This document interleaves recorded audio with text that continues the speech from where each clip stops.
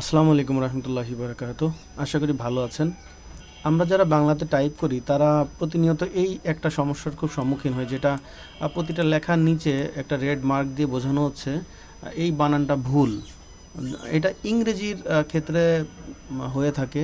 ওটা ডিকশনারি থেকে চেক করে দেখে যে এরকমের অ্যাকচুয়াল ওয়ার্ড আছে কিনা। আর যেহেতু আমরা বাংলায় লিখছি, এই ওয়ার্ডটা এই ডিকশনারির মধ্যে নাই, এই জন্য দেখা যায় কি যে অধিকাংশ ক্ষেত্রে লিখলে তার নিচে এরকম লাইন আসে।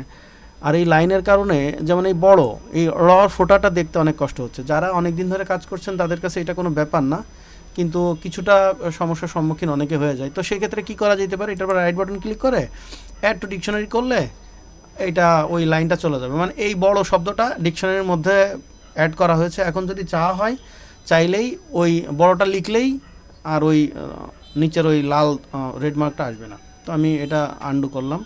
তো এইটাকে আমার সব ওরকম একটা একটা করে করা তো সম্ভব না।